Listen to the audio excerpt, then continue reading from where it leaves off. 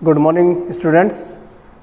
आज हम अध्याय 1 को आगे जारी रखेंगे। जीव जगत में विविधता।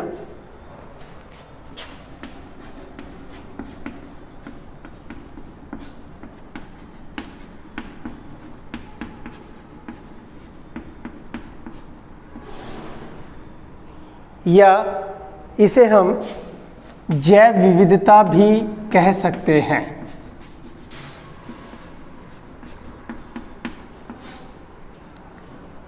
डाइवर्सिटी इन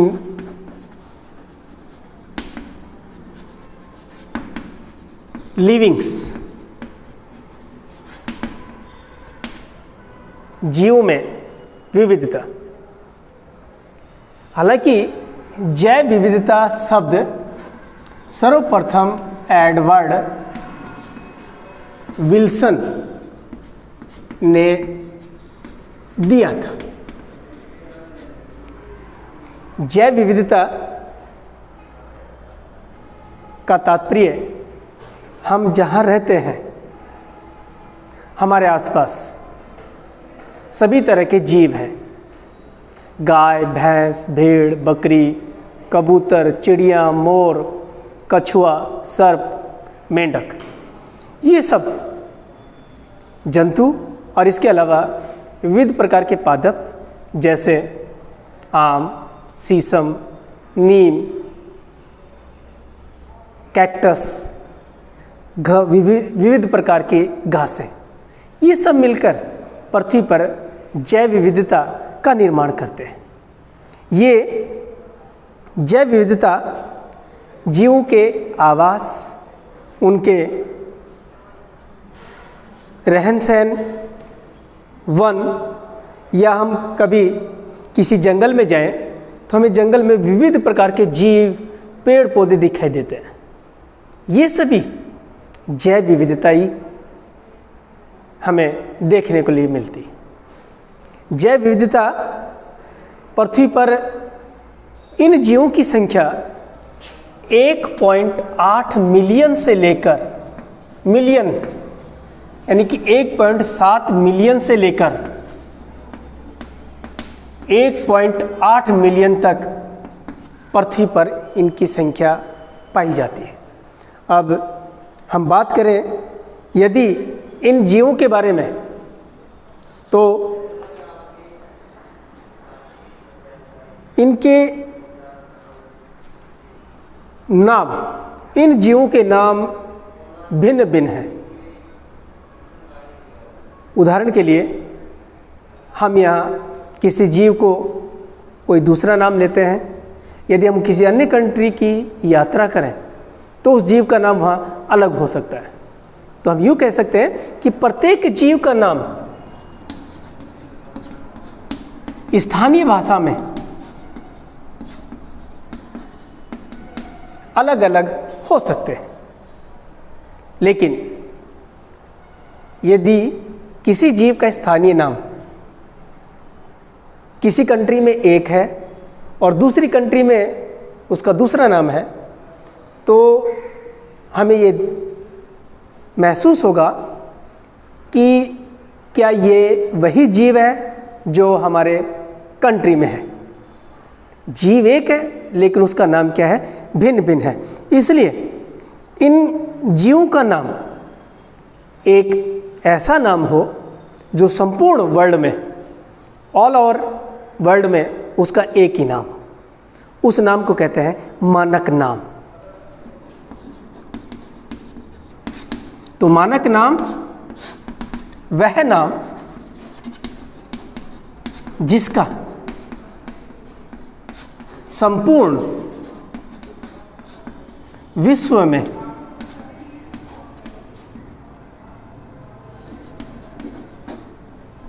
एक ही हो, उसे हम मानक नाम कहते हैं। हमारे जीव वैज्ञानिकों ने इन मानक नामों की स्थापना के लिए विविध प्रकार के या भिन्न भिन्न प्रकार के अपने अपने मत दिए, अपने अपने विचार रखे। और उसी के अंतर्गत एक पद्धति का निर्माण किया गया। वो पद्धति है ICBN, इंटरनेशनल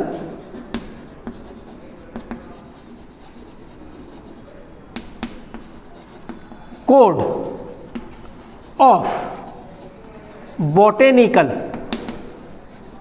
नोमेनक्लेचर।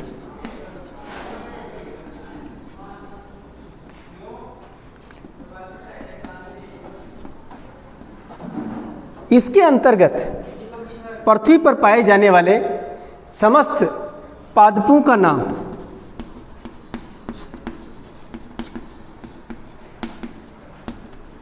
के लिए यह पद्धति बनाएगी और उनमें किसी पादप का एक मानक नाम स्थापित किया गया।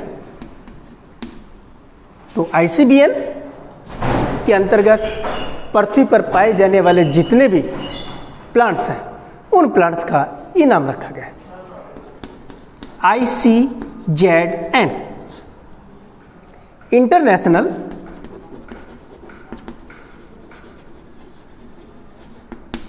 कोड ऑफ जूलॉजिकल, या इसे हम जून भी कह सकते हैं, नोमेनक्लेचर।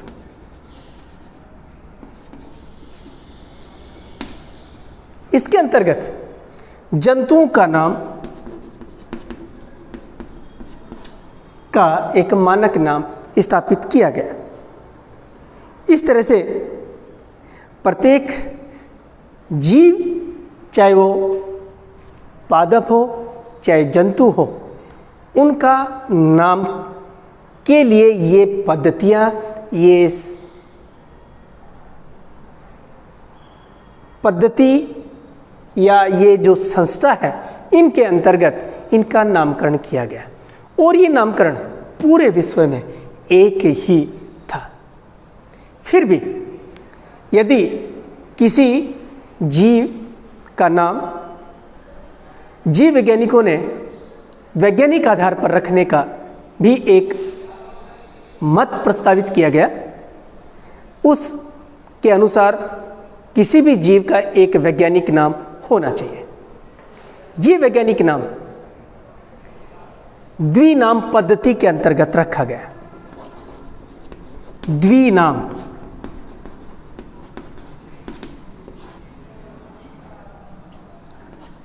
नाम से पता चल रहा है बालकों, द्विनाम, दो नाम। यहां दो नाम से तात्पर्य ये नहीं है कि उसके नाम अलग अलग हों। यहां द्विनाम से अभी हम आगे चर्चा करेंगे कि द्विनाम कैसे हो सकते हैं। इस पद्धति का सर्वप्रथम कैरोलस लीनियस ने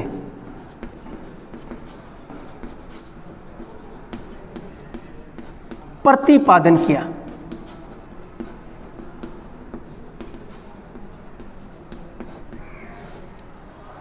जिसके अंतर्गत प्रत्येक जीव का एक वैज्ञानिक नाम रखा गया और इस पद्धति के अंतर्गत कुछ ऐसे नियम बनाए गए जिनके अनुसार किसी भी जीव का वैज्ञानिक नाम किस तरह से लिखा जाता है।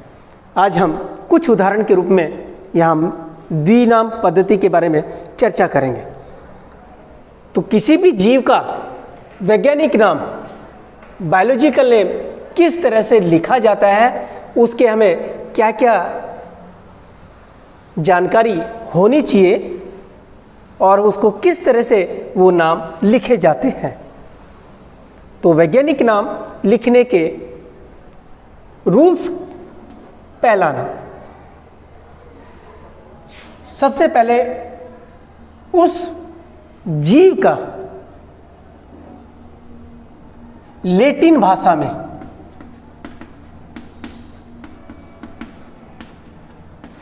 लिखा जाता है।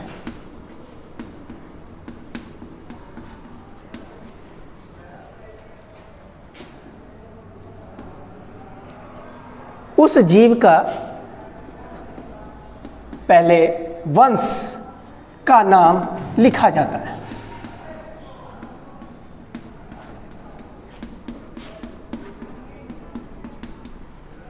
जिसका प्रथम अक्षर कैपिटल लेटर्स में होता है। जैसे ए से शुरू हो रहा है हमारा वंश, तो कैपिटल ए या बी या सी जो भी है उसका कैपिटल लेटर्स में लिखा जाता है। वंश के पश्चात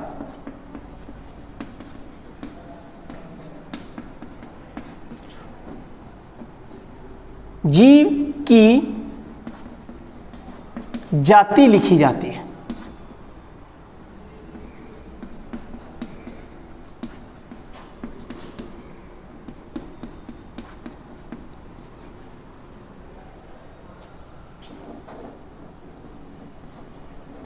जाति को तिरछा या इटैलिक रूप में स्मॉल लेटर्स के रूप में लिखते हैं।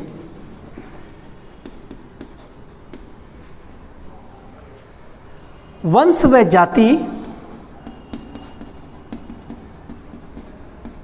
के मध्य रिक्त स्थान छोड़ा जाता है।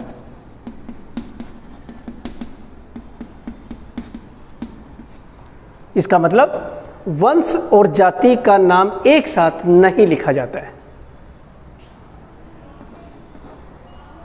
कभी कभी जिस जाति की खोज जिस वैज्ञानिक के द्वारा की जाती है उस वैज्ञानिक का नाम भी जाति के पश्चात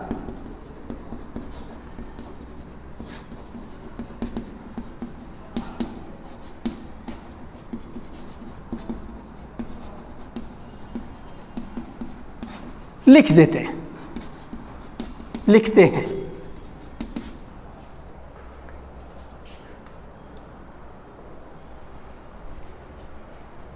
तो यहाँ द्विनाम मतलब दो नाम आ गए। यहाँ एक नाम हमारा वंश हो गया और दूसरा नाम हमारा जाति हो गया। ये दोनों मिलकर द्विनाम पद्धति के रूप में जाने जाते हैं। इसीलिए इसी का नाम क्या है? द्विनाम पद्धति। अब देखिएगा, हम एक कुछ उदाहरण लिखते हैं। जैसे आम, इसे अंग्रेजी में कहते हैं मैंगो, लेकिन जब इसका बायोलॉजिकल नेम लिखा जाएगा तो पहले इसका वंश लिखा जाएगा और उसके बाद में इसकी जाति लिखी जाती है। तो इसका वंश मैंजीफेरा, ये इसका वंश हो गया, और इसकी जाति होगी इंडिका। इस तरह से इन दोनों के बीच में कुछ खाली स्थान, पहला अक्षर वंश का बड़ा और जाति का दूसरा अक्षर छोटा लिखा जाता है। Mangifera indica. आक, वंश कैलोट्रोपिस प्रोसेरा।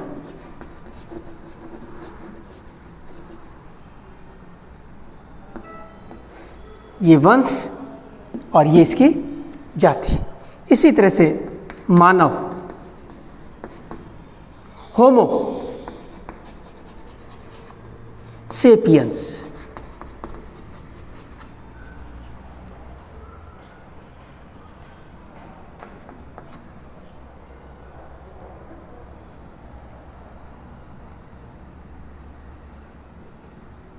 बैंगन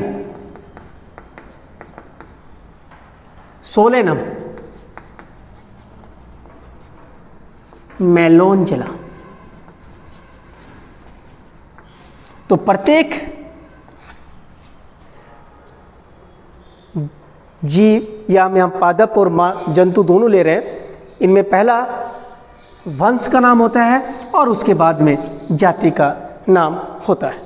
इस तरह से ये जीवों का वैज्ञानिक नाम की एक पद्धति है।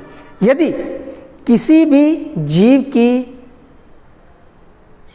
का सर्वप्रथम किसके द्वारा खोजा गया, तो उस जाति के बाद में यहाँ ये एक लेटर के रूप में लिख देते हैं। तो इसका तात्पर्य यहाँ एल है, तो ये बताता है कि ये लीनियस के द्वारा सर्वप्रथम रिपोर्ट की गई थी। तो इस तरह से इस वैज्ञानिक का नाम भी हम उस जाति के पश्चात उसका नाम लिख देते हैं। अब देखिएगा, जैव विविधता या पृथ्वी पर जितने भी जीव हैं उन जीव में विविधता है या उनका नोमेनक्लेचर हो गया, नामकरण रख दिया गया। लेकिन पृथ्वी पर इतने सारे जीव हैं कि प्रत्येक जीव का अध्ययन करना मुश्किल है।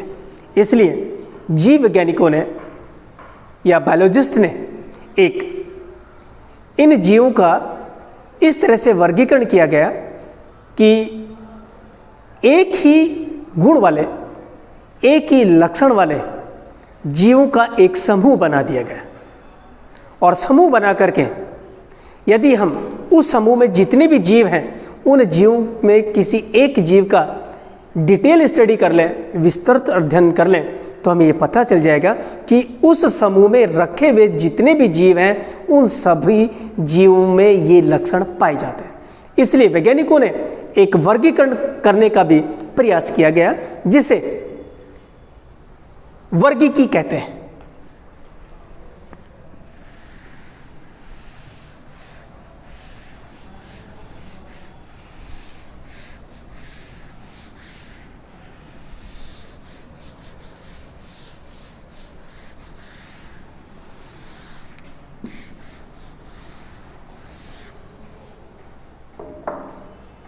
वर्गीकरण, जीवों का वर्गीकरण, क्लासिफिकेशन।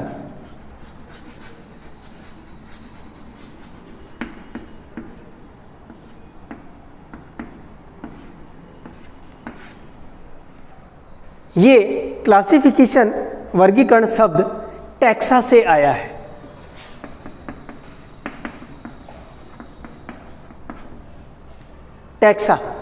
टैक्सा जिसके अंदर किसी भी जीव की रचना, उसकी कोशिका संरचना, आवास, पोषण आदि समानताओं के आधार पर उनका एक टैक्सा बनाया गया। और ये टैक्सा ही टैक्सोनॉमी से आता है।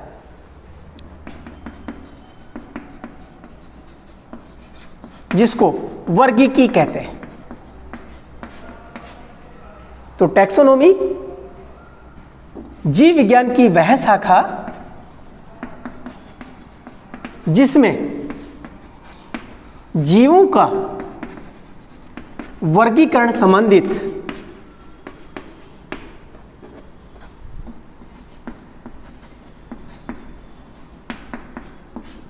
अध्ययन करते हैं।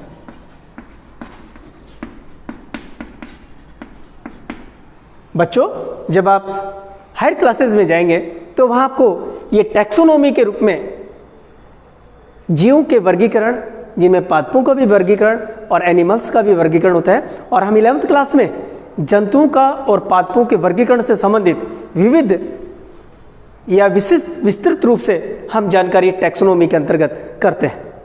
ये टैक्सोनॉमी के अंतर्गत जीवों के कुछ पद निर्धारित किए गए, जैसे किंगडम,